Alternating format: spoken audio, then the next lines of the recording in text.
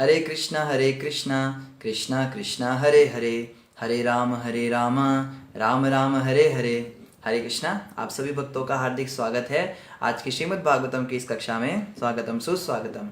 और हम चर्चा कर रहे हैं श्रीमद् भागवतम चतुर्थ स्कंद और 30वें अध्याय पर, जिसका नाम है प्रचेताओं के कार्यकलाप। तो जल्दी से हम रिकैप करते हैं, कल हमने क्या पढ़ा था। कल हम पढ़ रहे थे कि भगवान विष्णु ने प्रचेताओं को दर्शन दिया और बड़े सुंदर मनमोहक विष्णु रूप में दर्शन दिया था उनको, वासुदेव के उनको दर्शन हुए थे। और प्रचेताओं ने फिर भगवान विष्णु से बड़े सारे वरदान प्राप्त किए। भगवान विष्णु ने उनको वर दिया कि आप संसार में रहते हुए भी 10 लाख सालों तक, दिव्य वर्षों तक आनंद भोग करेंगे, स्वर्ग के राज्य की प्राप्ति करेंगे, स्वर्ग के समान ऐश्वर्य आपके पास आएगा। और जब आप संसार छोड़कर जाएंगे तो भी आप मेरे धाम में आएंगे, वैकुंठ में आपको जगह मिलेगी। तो जब प्रचेताओं ने इतने सुंदर सुंदर वरदान प्राप्त किए भगवान से, तो उन्होंने कहा कि हम बड़े धन्य हैं प्रभु, आपने हमें इतने सुंदर वरदान दिए, आपने दर्शन दिए।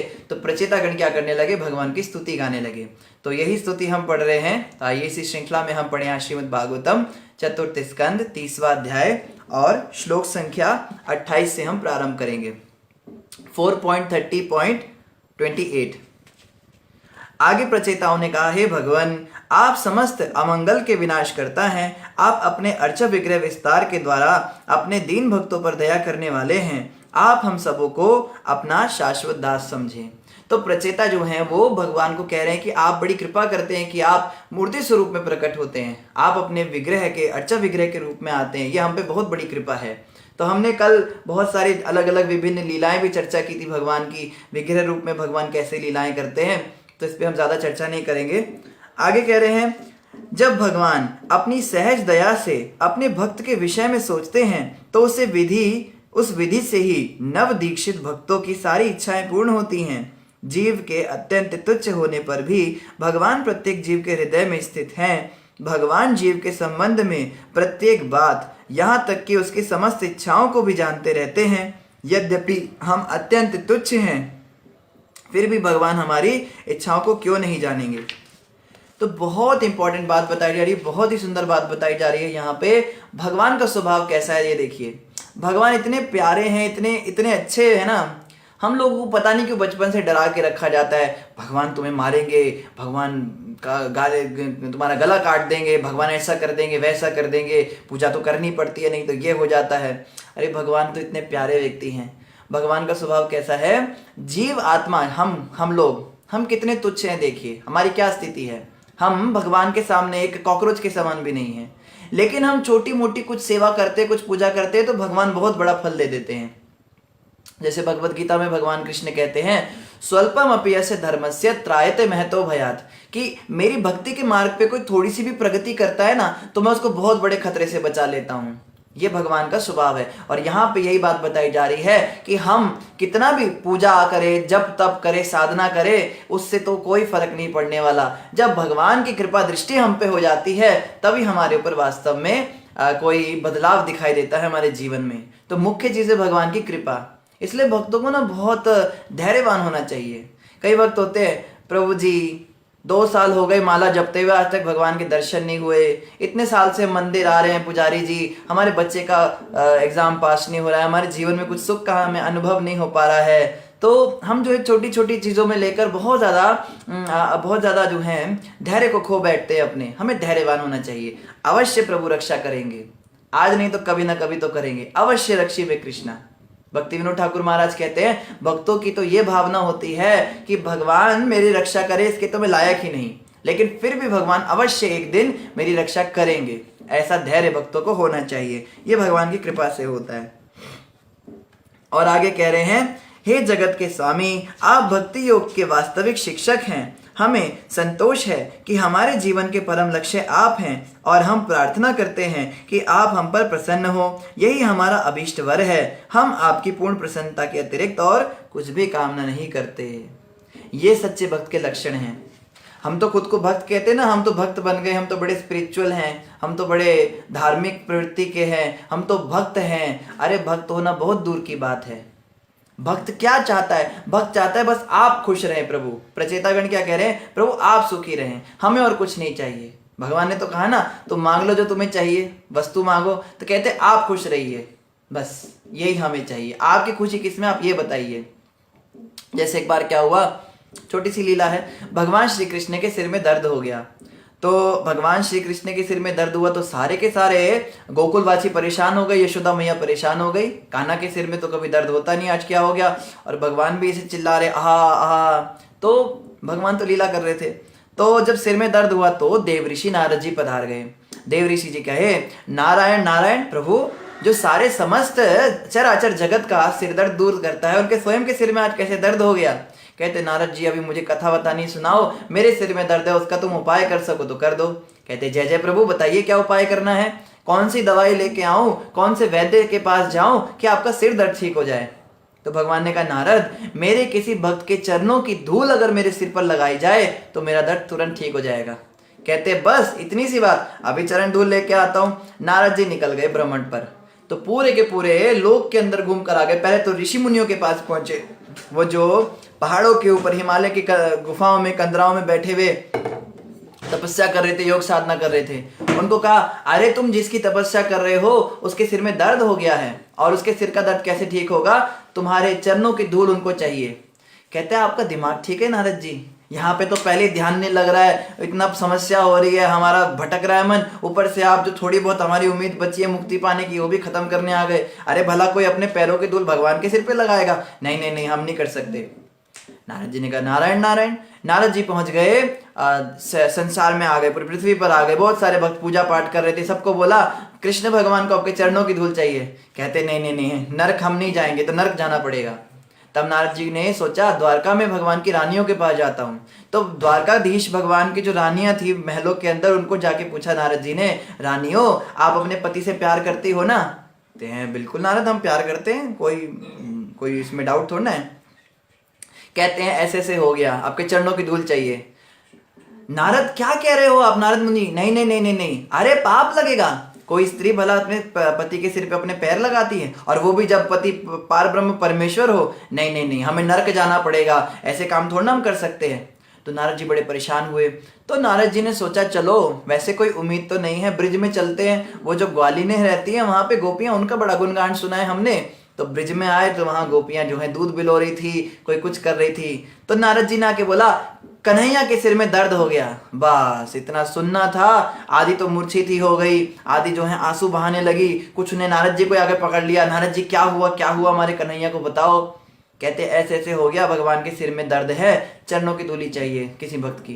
कहते, बस इतनी सी बात, ये लो अभी लो। वो चरणों की धूली जो है इकट्ठे करके पूरा थैले के अंदर डालने लगी, सब के सब भर भर के देने लगी, और इतना बड़ा गट्ठाड़ा पकड़ा दिया नारद जी को, ये लो ले जाओ। कहते, तुम्हारा दिमाग ठीक है? ये चरण की धूली अगर मैं भगवान के सिर पे लगाऊंगा तो तुम लोगों को नर्क जाना पड़ेगा, तुम्हारे भगवान की प्राप्ति करने के सपने खत्म। पता है गोपियों ने क्या कहा? नारद जी, भगवान का दर्द तो ठीक हो जाएगा ना, कृष्ण को तो सुख मिलेगा ना। अगर कृष्ण को सुख देने के लिए हम नरक में भी चली जाए तो कोई बात नहीं, कृष्ण प्रसन्न होने चाहिए।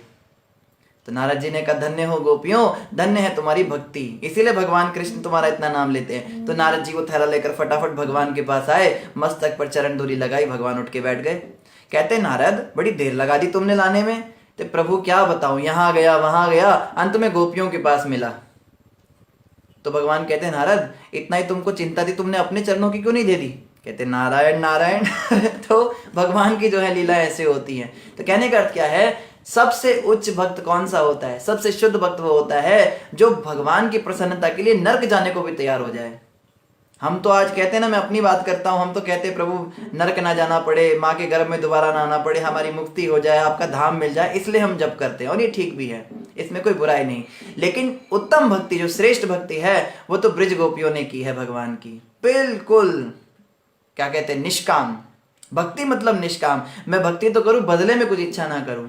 हम तो 10 रुपए का नोट भी चढ़ाते तो कहते प्रभु कम से कम 10 लाख का फायदा ही कर देना, ज्यादा कुछ नहीं। तो हम तो इतने ज्यादा सकाम कर्मी हैं, हम कहाँ भक्त हैं अभी? भक्त तो वो हैं जो निष्काम होते हैं।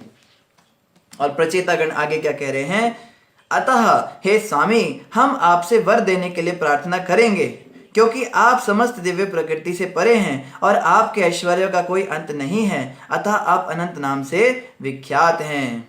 अभी हम आपसे प्रार्थना करेंगे वर देने के लिए, क्योंकि आप सब कुछ देने में समर्थ हैं। हम और किसी देवता के पास नहीं जाएंगे, क्योंकि हमें पता है कि वो देवता भी आपसे ही मांगकर हमको वस्तु देंगे, तो हम आपसे सीधे मांगेंगे। अभी देखते प्रचेता क्या मांगेंगे।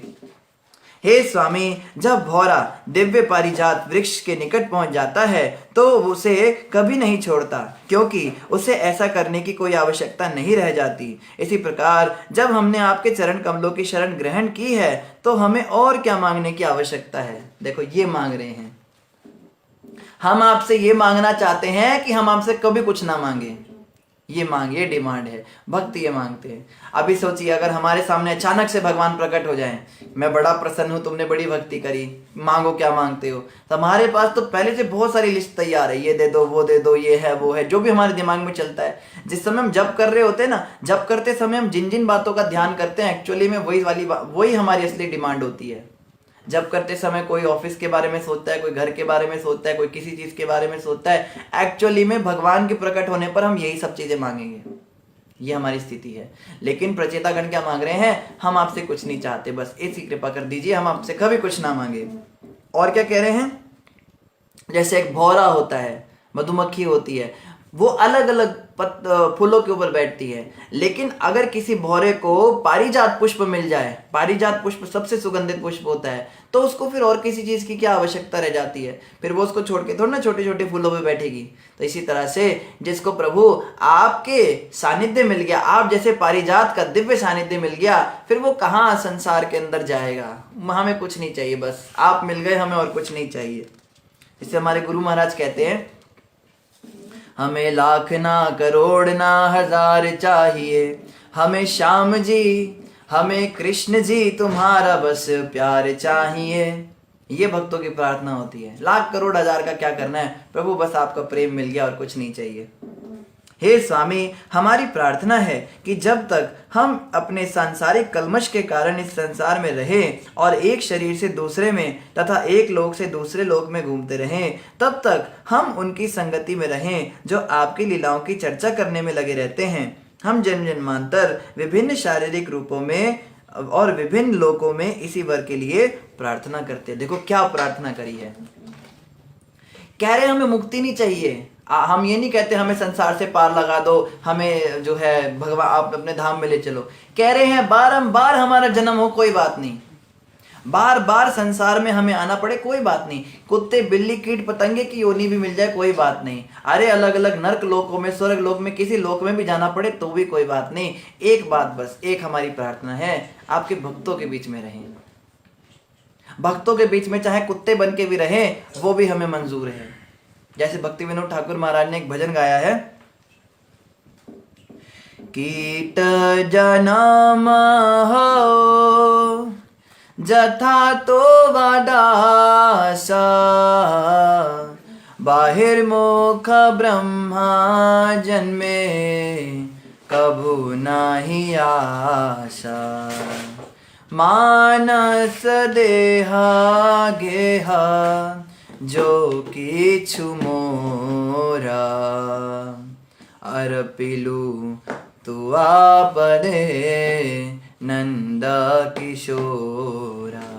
कहते हैं कीट जन्म हो जथा तुआ दास, मुझे कीड़ा भी बना दो तो किसी ऐसी जगह कीड़ा बनाना, आपके किसी दास के घर में कीड़ा बनूं, आपके किसी भक्त की नाली के अंदर में रेंगूं, ताकि वो महाप्रसाद खाए और कुल्ला करे तो उसके मुंह का जो महाप्रसाद है वो मुझे मिले खाने को। ये इनकी आस है। और बाहिर्मुख ब्रह्मा जन्मे कभी नहीं आस, इसके अलावा मुझे ब्रह्मा भी बना देंगे तो भी वो मुझे नहीं चाहिए। इंद्र ब्रह्मा चंद्र बनने की बात कर रहे हैं तो फिर ये 10-20 लाख रुपए के प्रॉफिट की तो बात ही छोड़ दीजिए। शुद्ध भक्त कभी भगवान से ऐसी प्रार्थना नहीं करते, वो कहते हैं बस हमें अपने भक्तों के बीच रखिए जो आपकी कथा सुनाते रहें और हमारा उद्धार हो जाए।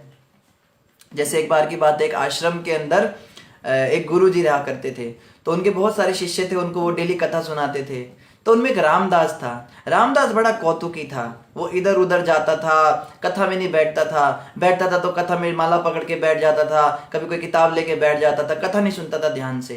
तो कभी इधर कभी उधर, वो आगे पीछे उसके चक्कर चलने लगे। तो गुरुजी ने कहा सारे शिष्यों को, तो रामदास का ध्यान रखना, ये रामदास जो है बड़ा चंचल स्वभाव का है, कहीं माया इसको पकड़ ना ले। तो शिष्यों ने कहा ठीक है गुरुजी। कितना भी ध्यान रखा, एक दिन रामदास जो हैं वो आश्रम छोड़ के चले गए। गुस्से में कि कुछ बात हो गई किसी से। रामदास जी तो आश्रम छोड़ के चले गए। अब जब वो छोड़ के चले गए तो उनकी मृत्यु हो गई। कुछ समय के बाद, मृत्यु के बाद में बंदर का जन्म मिला। जो लोग गुरु की बात नहीं मानकर मन के हिसाब से चलते हैं वो बंदर बनते हैं अगले जन्म में। कौतुकी था ना, बंदर बन गया, लेकिन भक्ति करी थी पिछले जन्म में, इसलिए उसको स्मरण रहा उस जगह का जहाँ पे कथा होती थी। उस आश्रम के अंदर वो बच्चा, बंदर का बच्चा वापस आया। कुछ समय बंदरिया के पास रहा, फिर वापस आ गया और अब सीरियस हो गया, अब सुन रहा है कथा। पर अब क्या कर सकता है। रामदास डेली कथा सुनने आता था बंदर बन के, और पूरी कथा सुनता था गुरुजी की, और फिर चला जाता था। फिर कहाँ जाता था, आश्रम में आगे पीछे कुछ प्रसाद वगैरह मिल जाता था उसको। तो गुरुजी बड़े पहुंचे हुए थे। गुरुजी ने झट पता लगा लिया ये रामदास ही आया है। तो गुरुजी ने सारे शिष्यों को बोला, ये बंदर रोज कथा सुनने आता है ना? कहते हाँ, तो इसका नाम रामदास आज से। तो शिष्यों ने कहा ठीक है गुरुजी, आप कह रहे हो। तो बताया तो पूरी बात नहीं उन्होंने कहा रामदास का खास ध्यान रखना, ये जब भी कथा सुनने आए इसको डिस्टरबेंस ना हो, कोई दूसरे जानवर इसको परेशान ना करे, और इसको प्रसाद जरूर देना कथा के बाद में। तो इस तरह से अब रामदास जो है वो गुरुजी के चरणों में आके रोता था बंदर बन के।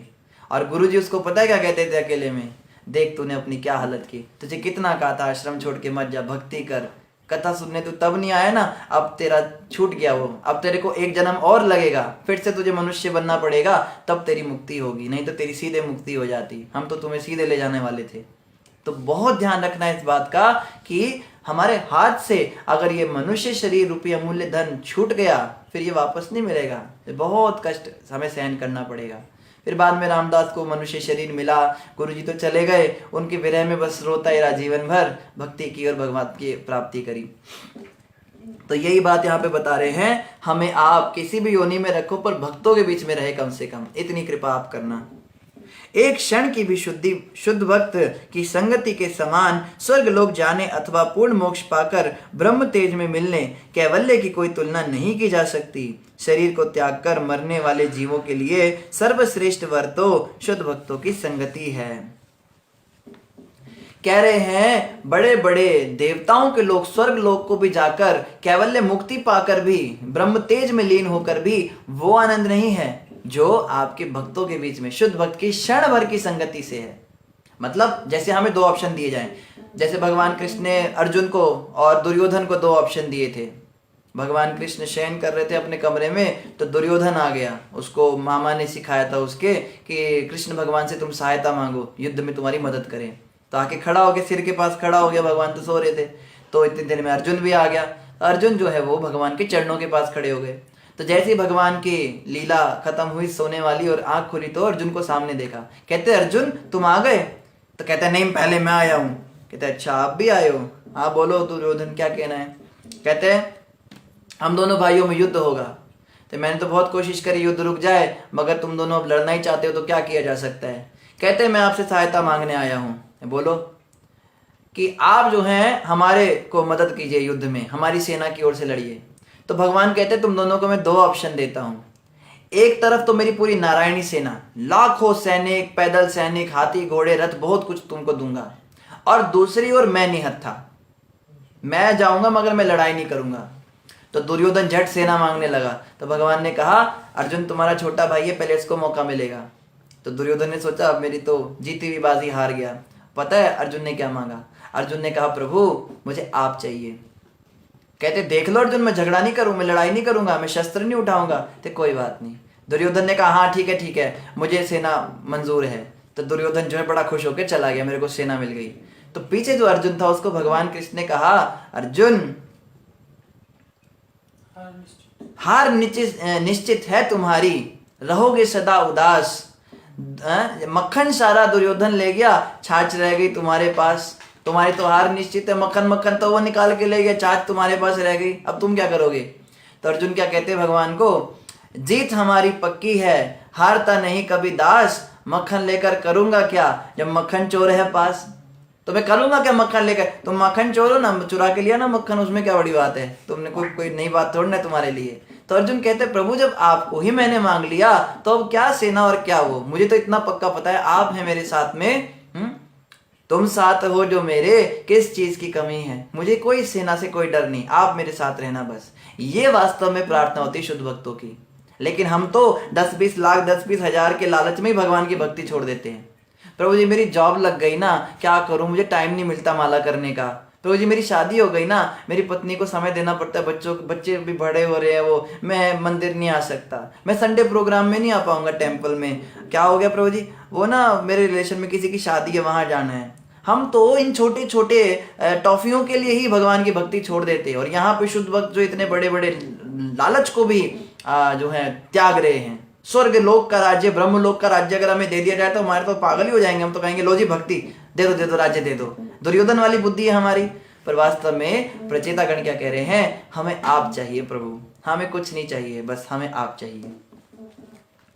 आगे क्या कह रहे हैं, जब भी दिव्य लोक की कथाओं की चर्चा चलती है, श्रोतागण भले ही क्षण भर के लिए क्यों ना हो समस्त भौतिक तृष्णाएं भूल जाते हैं। यही नहीं, आगे से वे एक दूसरे से ना तो वैर करते हैं, ना किसी कुंठा या भय से ग्रस्त होते हैं। तो भक्तों के अंदर ये गुण विकसित होने चाहिए। पहला तो कुंठा नहीं होनी चाहिए। कुंठा मतलब कलेश, जहां जाए कलेश करे, इसको देखा उसको जो सेवा दो वहां पे वो गड़बड़ करेगा।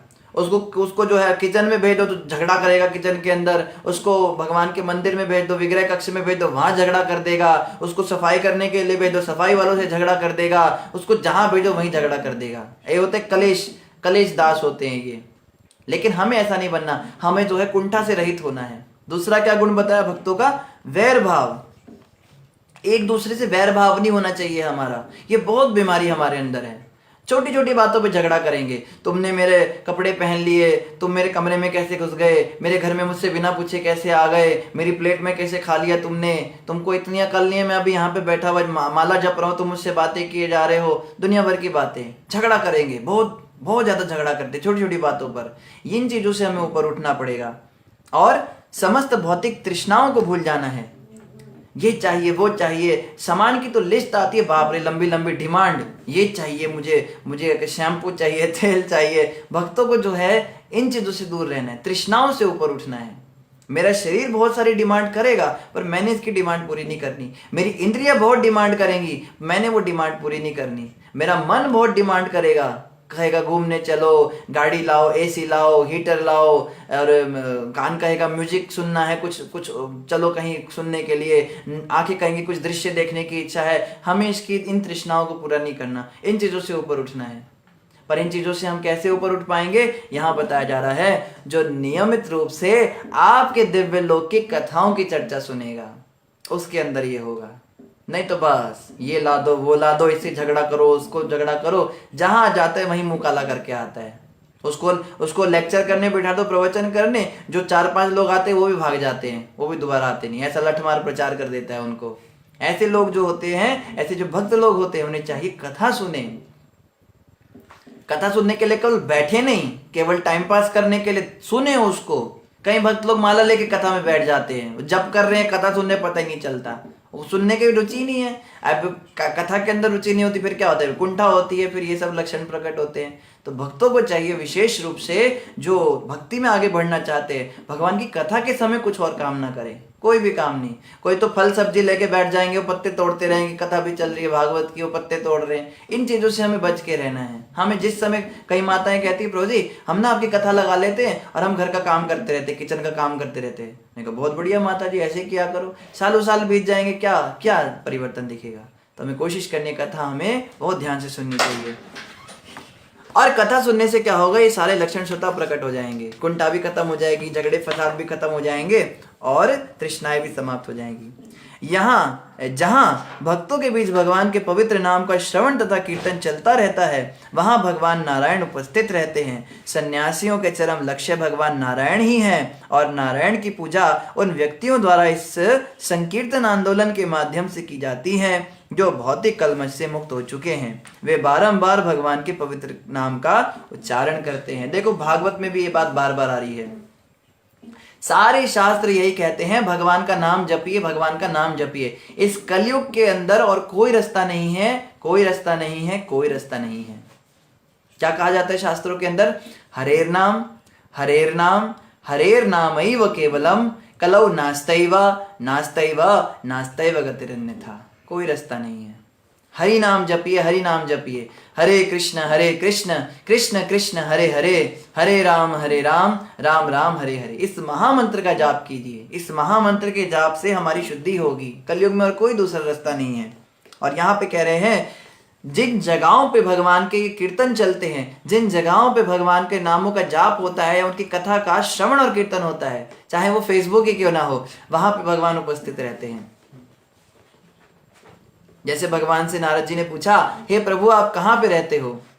तो भगवान कहते हैं, ना हम वसामि वैकुंठे, मैं वैकुंठ में नहीं रहता नारद। योगी नाम हृदयेषु चा, मैं योगियों के हृदय में भी नहीं रहता हूं। नारद जी ने पूछा फिर कहाँ रहते हो?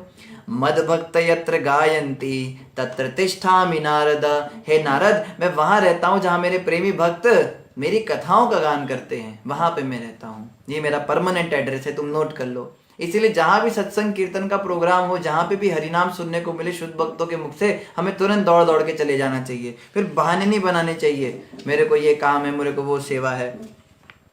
हे भगवान, आपके पार्षद तथा भक्त संसार भर में तीर्थ स्थानों तक को पवित्र करने के लिए भ्रमण करते रहते हैं। जो इस संसार के से भयभीत हैं, क्या ऐसा कार्य इन सब के लिए रुचिकर नहीं होता? तो कह रहे हैं आपके तो भक्त भी ऐसे होते हैं जो तीर्थ स्थानों को पवित्र करने के लिए घूमते रहते हैं जगह जगह पर। शुद्ध भक्त भगवान के ऐसे होते हैं, भक्त जिन जगहों पे चरण रख देते हैं वो जगह ही तीर्थ स्थान बन जाती है, ऐसा बताया जाता है शास्त्रों में। और जो सामान्य हम जैसे लोग हैं, जब तीर्थ स्थान शुद्ध हो रहे हैं शुद्ध भक्तों के चरण से, तो हम नहीं शुद्ध होंगे क्या? तो सामान्य लोगों को चाहिए भगवान के भक्तों का संग करें। भक्तों का संग बहुत जरूरी है। एवरी डे हमारा डिवोटी एसोसिएशन होना चाहिए। कुछ समय तो हमें दिन का निकालना ही चाहिए भक्तों के संग में। अगर ऐसा नहीं हो रहा तो फिर भूल जाइए भक्ति होगी। भक्ति मार्ग कैसा है, इसमें आपका जप भी छूट जाए कोई बात नहीं, सेवा छूट जाए कोई बात नहीं, नियम भी टूट जाए कोई बात नहीं, मांस भी खा ले, शराब भी पी ले, एक बार को कहते हैं वो भी कोई बात नहीं, लेकिन भक्तों का संग नहीं छूटना चाहिए। जिस दिन भक्तों की संगत छूट गई ना, उस दिन खत्म भक्ति। भक्त इतने दयालु होते हैं, हम गंदे से गंदा काम करके भी हमसे हो गया, हम उनके पास जाके उनसे क्षमा मांगेंगे तो माफ कर देंगे। भगवान कहते हैं मेरे भक्तों की संगति नहीं छूटनी चाहिए, कुछ भी हो जाए भक्तों की संगति नहीं छोड़नी। अरे जब मैं विषय वासनाओं को नहीं छोड़ पा रहा हूं तो मैं भक्तों को क्यों छोड़ू भला? हम तो कहते हैं ना, हम तो बड़े बड़े पतित हैं, हम तो इतने पतित हैं कि हम तो प्रभु का नाम भी नहीं जप सकते, इतनी हमारी पतित अवस्था। हम तो इतने गंदे लोग हैं, हम तो मंदिर भी नहीं जाते। अरे वाह, ना जाके तुम पवित्र हो जाओगे, नाम ना जप के तुम अच्छे हो जाओगे। तो भक्तों की संगति से क्या होगा, धीरे धीरे शुद्धि हो जाएगी। देखो माँ के पेट से तो कोई शुद्ध होके निकलता नहीं, सब हम लोग पाप करते हैं, सबको अपना अपना पता होता है। पाप करना कोई बड़ी बात नहीं है, हाँ पाप ना करूं ऐसा संकल्प करना बड़ी बात है। हमें कम से कम कोशिश करनी है, सोचना है कि मैं आगे से काम ना करूं, गलत काम मुझसे ना हो। और भक्तों की संगति में अगर हम रहेंगे तो भक्त लोग अपने आप हमें शुद्ध कर देंगे। और आगे यहाँ पे क्या कह रहे हैं, हे भगवान हम भाग्यशाली हैं कि आपके अत्यंत प्रिय तथा अभिन्न मित्र शिव जी की क्षण भर की संगति से हम आपको प्राप्त कर सके हैं। आप इस संसार के असाध्य रोग का उपचार करने में समर्थ सर्वश्रेष्ठ वैद्य हैं। हमारा सौभाग्य था कि हमें आपके चरण कमलों का आश्रय प्राप्त हो सका। कह रहे हैं आपके शुद्ध भक्त, आपके मित्र, अभिन्न मित्र शिव जी की हमें संगति प्राप्त हुई, उसके कारण आज हमें आप मिले हैं। तो शिव जी जो हैं वो भगवान के बहुत बड़े भक्त हैं, वो भक्ति को देने वाले हैं। अगर कोई शिव जी की भी पूजा करता है ना, शिव जी की भी भक्ति करता है निष्काम भाव से, कुछ मांगता नहीं शिव जी से बदले में, तो शिव जी उसको कृष्ण भक्ति दे देते हैं। ये शिव जी की महानता है। तो ये नहीं है कि हम तो विष्णु के भक्त हैं, हम शिव का मुख भी नहीं देखेंगे, हम उनका नाम भी नहीं लेंगे, और तुमने शिव का नाम ले लिया अब तुम्हें भगवान की प्राप्ति नहीं होगी। मूर्ख हैं वो लोग। जो राम का भजन करके शिव से द्रोह करते हैं, उसे तो राम सपने में भी नहीं पसंद करते हैं। बहुत ध्यान रखना है। वैष्णवों के तो सरताज होते हैं शिव जी की कृपा से ही तो हमें भक्ति मिलेगी। और आगे कह रहे हैं आप जो हैं, आप ऐसे वैद्य हैं जो संसार के बड़े से बड़े रोगों का निवारण कर देते हैं। जैसे हमारे गुरु जी एक भजन गाते हैं, तेरे सबे दुखा दा दारू एको पुड़ी राम नाम दी, राम नाम दी कृष्ण नाम दी, तेरे सबे दुखा दा दारू एको पुड़ी राम नाम दी। पंजाबी में ये भजन है। वो कहते हैं आपके सारे दुखों का मैं एक इलाज बताता हूँ, एक दवाई आपको ऐसी देती हूँ, सारे के सारे इलाज हो जाएंगे। क्या? एक पुड़ी राम नाम दी। पुड़िया देते हैं ना वैद्य जी, पुड़िया लेना, सुबह एक पुड़िया, शाम को एक पुड़िया। कहते राम नाम की पुड़िया लो, कृष्ण नाम की पुड़िया लो। तो हमें समझना होगा ये जो महामंत्र है हरे कृष्ण कृष्ण कृष्ण हरे हरे, हरे राम राम राम हरे हरे, इसके जपने से हमारे सारे रोग दूर होंगे और भगवान स्वयं इसके वैद्य हैं, भगवान स्वयं ही इलाज करने वाले हैं। जैसे मीरा जी ने भी एक भजन गाया है,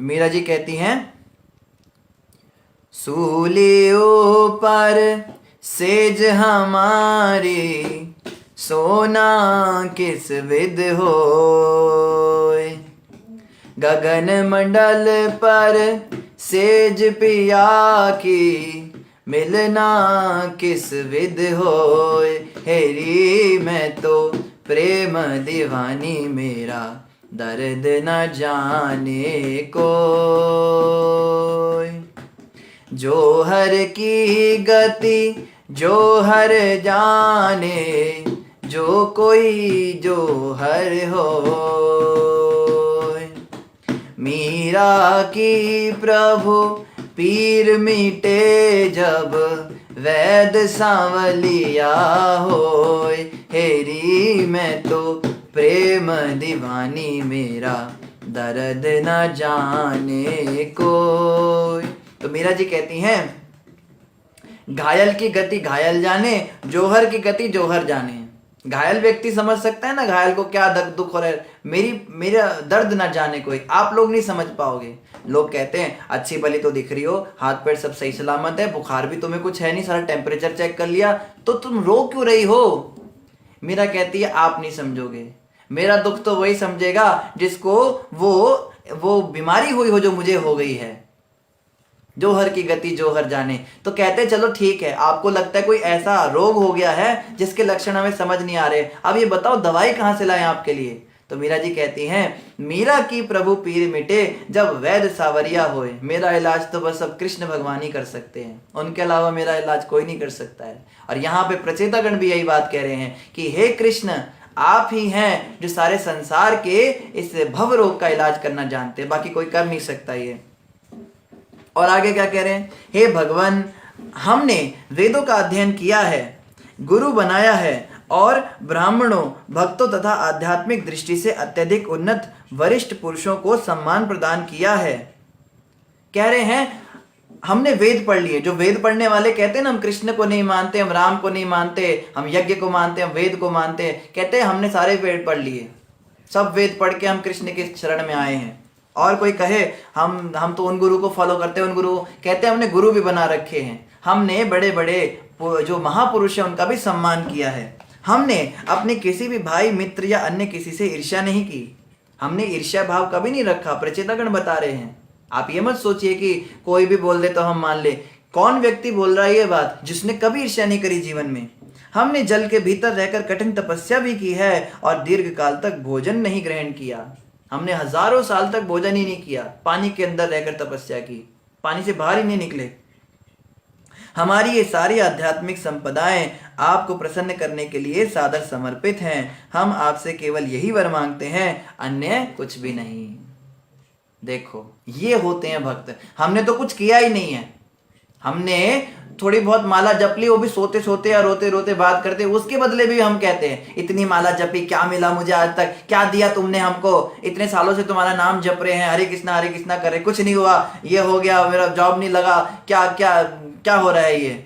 और देखो जिन्होंने सच में भक्ति की है ये कहते हैं हमने गुरु भी बनाए, हमने ब्राह्मणों का सत्कार भी किया, हमने किसी से ईर्ष्या भी नहीं की, हमने वेद पाठ भी किया, हमने जल के भीतर रहकर तपस्या की, हमने दीर्घ काल तक भोजन भी नहीं किया, तो भी इन सारी क्रियाओं का जो फल है, इनका जो वरदान है, वो क्या मांगते हैं हम, आप प्रसन्न रहिए बस, और कुछ नहीं चाहिए। ये होते हैं शुद्ध भक्त।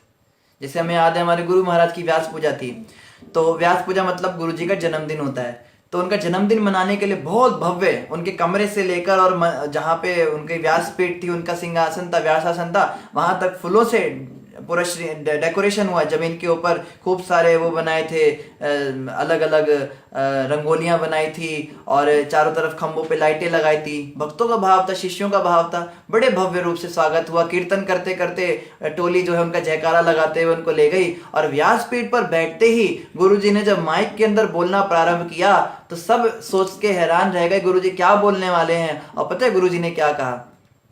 कहते हैं आपने जितना ये सम्मान हमें दिया ना, हम इसके लायक नहीं, हम ये सारा सम्मान अपने गुरु को समर्पित करते हैं, प्रभुपाद जी को समर्पित करते हैं।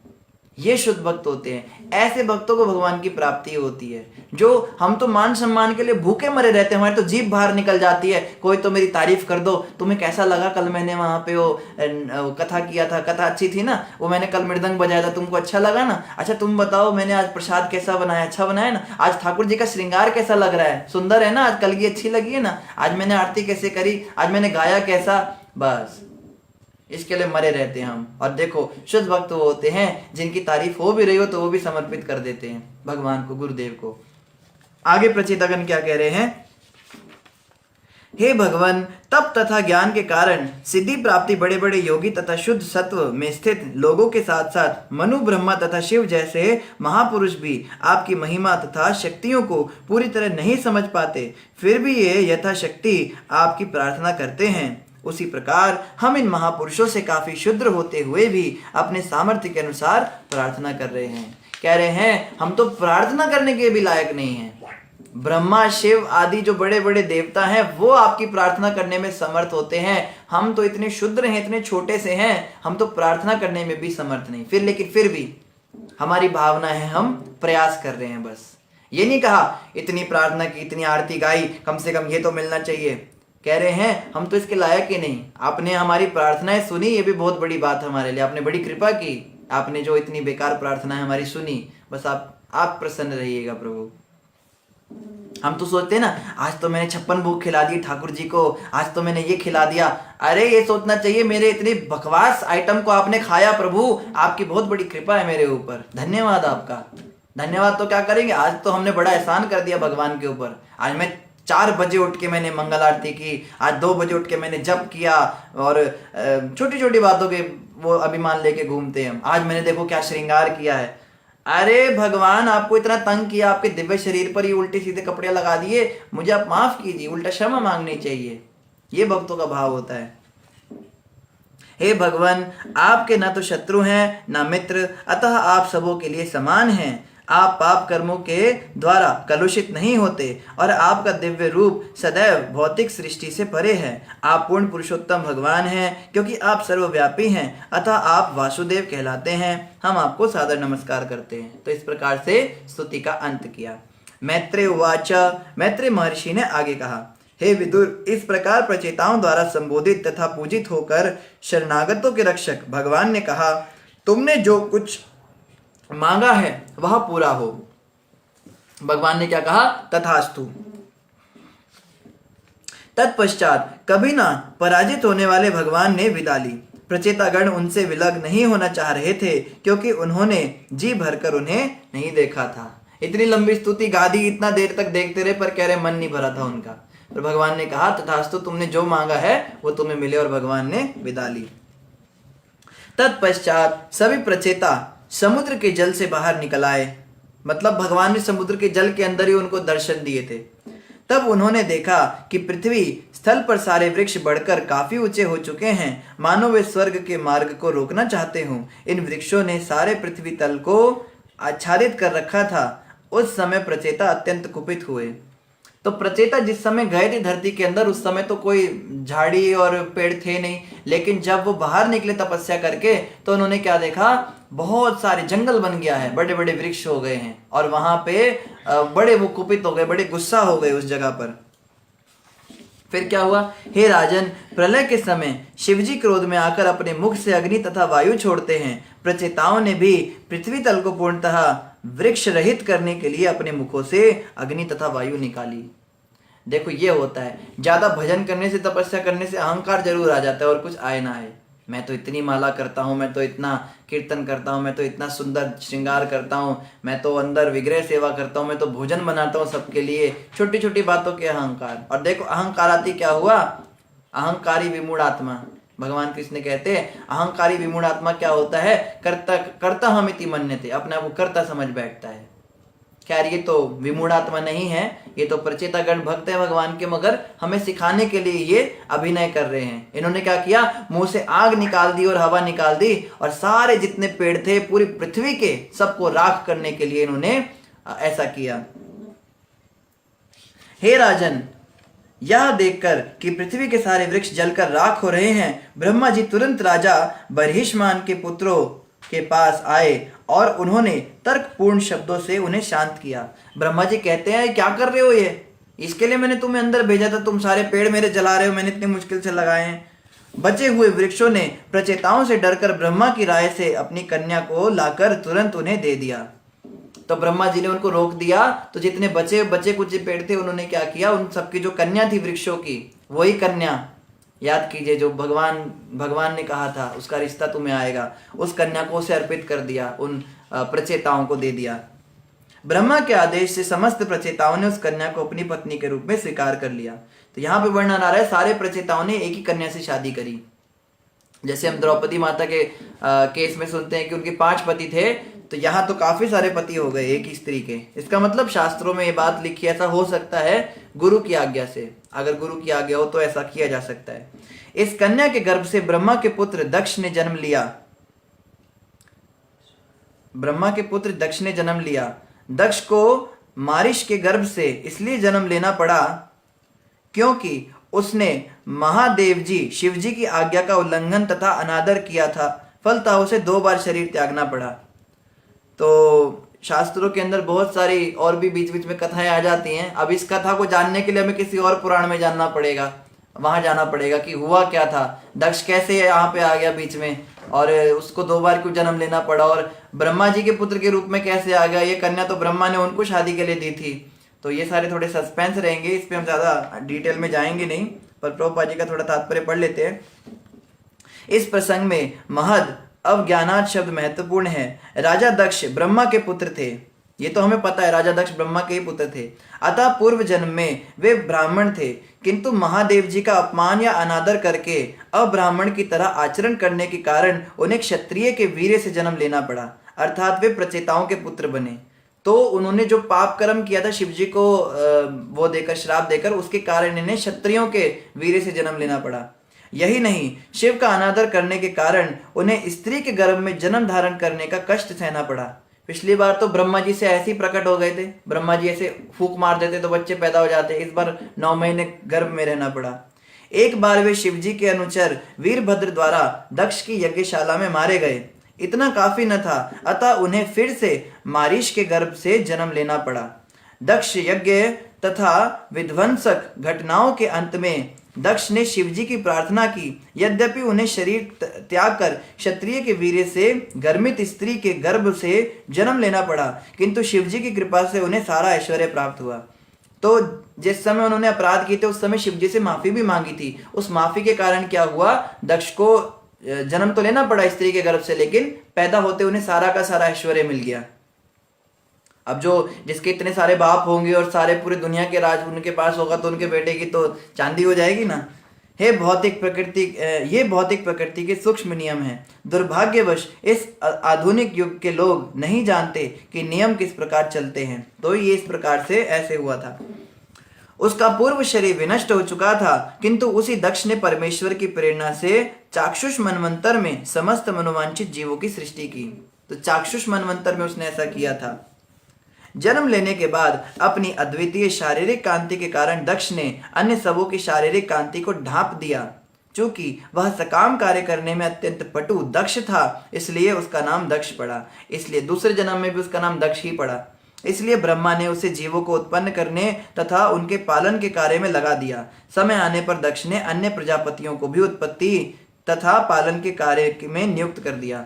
तो समय के साथ क्या हुआ, दक्ष ने और भी प्रजापतियों को लगाया। इसी के साथ हमारा अध्याय 30 संपूर्ण हुआ। अभी हम अध्याय 31 पढ़ेंगे।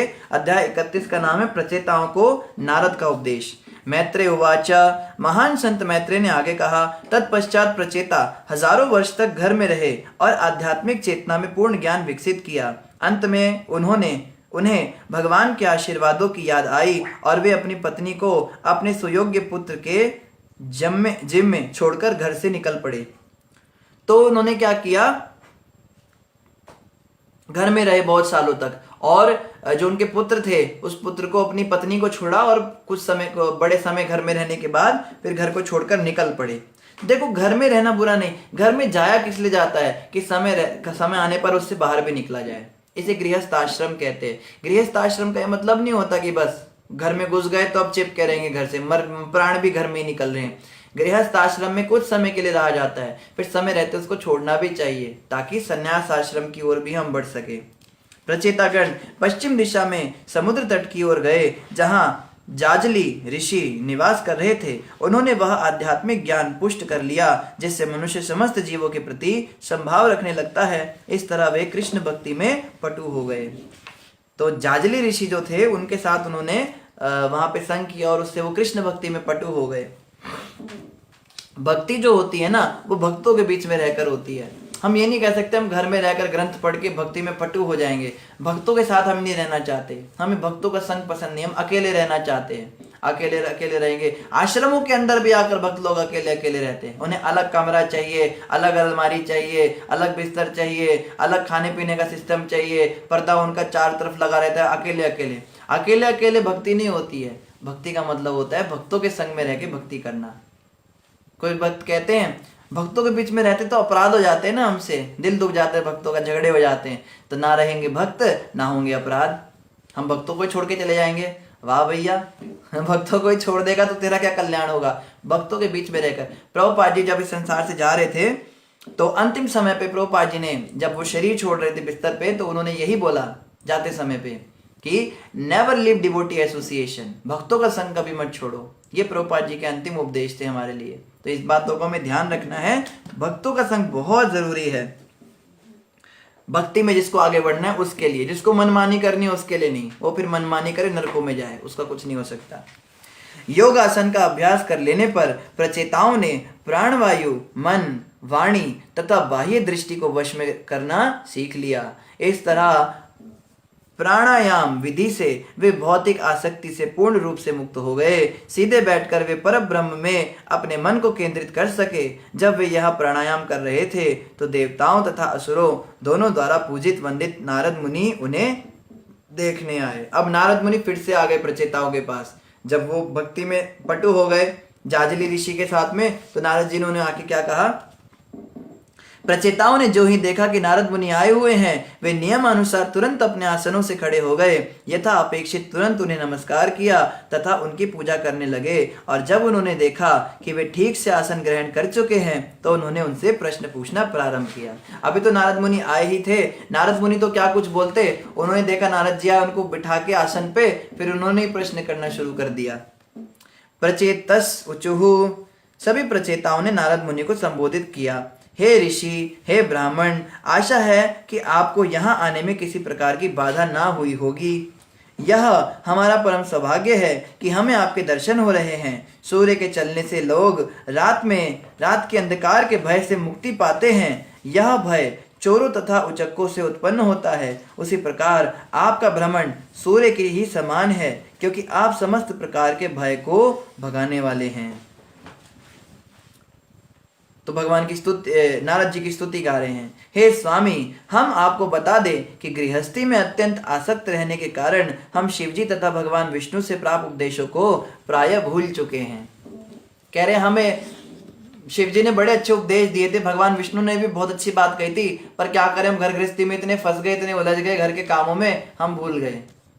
एक हमारे साथ भक्त रहते थे, मंदिर के अंदर हम दोनों जाते थे प्रोग्राम में। उस समय उनकी शादी नहीं हुई थी और हम भी ब्रह्मचारी नहीं बने थे, हम ऐसे ही जाते थे मंदिर के अंदर रहने, हम स्टूडेंट्स थे। तो हम जब मंदिर में जाते थे, कक्षा अटेंड करते थे, तो उनकी इतनी तीव्र मेमोरी थी, कोई भी श्लोक उन्होंने सुनना तुरंत वो याद कर लेते। 1-2 दिन के अंदर उनको वो श्लोक याद हो जाता था। ऐसे बड़े बड़े श्लोक वो बोलते थे, उनको बड़े सारे श्लोक याद हो गए थे। फिर उनकी शादी हो गई। जब शादी रचाई 1 साल के बाद आए मंदिर में, हमने कहा नरसिंह आरती गा दो, उन्हें नरसिंह आरती भी याद नहीं है। कहाँ वो बड़े बड़े श्लोक याद कर रहे हो, नरसिंह आरती ऐसी जो हम दिन में कम से कम 4 बार गाते हैं डेली, वो उनको भूल गई। ऐसी स्थिति हो गई। तो घर गृहस्थी में जाके प्राय लोग सब भूल जाते हैं सारे उपदेश। तो यहाँ पे कह रहे हैं प्रभु कृपा करो, नारद जी आप आए, हम तो पता नहीं भूल से गए, क्या क्या हमने सुना था, अब आप दोबारा से कृपया करके हमें रिवाइज करा दीजिए। हे स्वामी, हमें दिव्य ज्ञान से प्रकाशित कीजिए, जो उस प्रकाश स्तंभ की तरह कार्य कर सके, जिससे हम अविद्या रूपी संसार सागर को पार कर सकें। तो जैसा कई लोग कहते हैं कि इंजीनियरिंग की पढ़ाई होती है, डॉक्टरी की पढ़ाई होती है, या फिर क्लर्क की पढ़ाई होती है, जज की पढ़ाई होती है, उसमें बस एक बार की मेहनत होती है, लिखना पढ़ना, खूब सारी किताबें पढ़ना, ये सब करना, जैसे तैसे करके एग्जाम में उल्टी करके आ जाना, नंबर आ गए, डिग्री आ गई, बस अब खत्म, सर्टिफिकेट लगा दिया दीवार पे, अब कर रहे हैं अपना काम। एक तो वो तरीका होता है, पर भक्ति ऐसा नहीं कि यहाँ पे बस गीता पढ़ी, भागवत पढ़ी, ये पढ़ा, वो सब समझ में आ गया, कथा वथा करनी सीख गए, अपना दीक्षा लिया गुरु से और बस बैठ गए आराम से। फिर उसके बाद जीवन भर हमें इन उपदेशों को याद रखना पड़ता है। यहाँ पे डेली पढ़ाई करनी पड़ती है। भागवत श्रवण और गीता का पाठ तो रोज होना चाहिए, भागवत का पाठ ये तो रोज होना चाहिए, जब तो रोज होना चाहिए। भक्ति मार्ग ऐसा नहीं कि खूब सारा कर दिया और पहुंच गए, यहाँ तो रोज रोज रोज रोज वही काम करना होता है। और वहां की तरह नहीं होता, वहां तो फ्रस्ट्रेशन हो जाती है, दिमाग खराब हो जाता है आदमी का, पढ़ पढ़ के पागल हो जाता है। लेकिन गीता भागवत हर दिन नया लगता है। जैसे जैसे हमारी भक्ति आगे बढ़ती है, हरि नाम में हमें रुचि आने लग जाती है। वही महामंत्र जिसको हम जपने का मन नहीं करता था, अब मन करने लगता है, अब तो आनंद आने लगता है, इतना रसास्वादन होता है, जीवा बिल्कुल रस से भर जाती है, इतना आनंद आता है शुद्ध भक्तों को। भगवान की कथा सुनने में दो कान तो कम लगते हैं। भक्त कहता है प्रभु 2 कान क्यों दिए, कम से कम 1000 कान देने चाहिए थे, तृप्ति नहीं हो रही कथा सुन के, ऐसा भी समय आता है। लेकिन ये रेगुलर करने वाले को आएगा, जो रेगुलर हरिनाम जपेगा, हरे कृष्णा कृष्णा कृष्णा हरे हरे, हरे राम राम राम हरे हरे। तो इस महामंत्र का जाप आप सभी कीजिए और इसी प्रकार से कथा श्रवण करते रहिए, कथा में जुड़े रहिए। तो बहुत जल्दी हमारे चतुर्थ स्कंद समाप्त हो जाएगा। मेरे ख्याल से कल में चतुर्थ स्कंद जो है समाप्त हो जाएगा। फिर हम पंचम स्कंद प्रारंभ करेंगे और 5वां स्कंद जब हम प्रारंभ करेंगे तो उन्हीं दिनों में हमारी रिवीजन क्लास होगी। प्रथम, द्वितीय, तृतीय और चतुर्थ चारों स्कंद हम एक क्लास के अंदर रिवाइज करेंगे। तो आप में से जो भक्त रिवीजन करना चाहते हैं वो सुन लीजिएगा, और जिन्होंने सुना ही नहीं शुरुआत से, जिन्होंने बीच से ज्वाइन किया है, आप उन रिवीजन क्लासेस में आइएगा तो पूरी कथा दोबारा से सुनने को मिलेगी। इन्हीं शब्दों के साथ आप सभी का धन्यवाद। किसी बात का कोई प्रश्न हो तो आप कमेंट पर डाल दीजिएगा, आपको कमेंट पर ही उसका उत्तर मिल जाएगा। हरे कृष्णा। शिला प्रभुपाद की जय। गौर भक्त वृंद की जय। ग्रंथराज श्रीमद् भागवतम महापुराण की जय। हरे कृष्णा।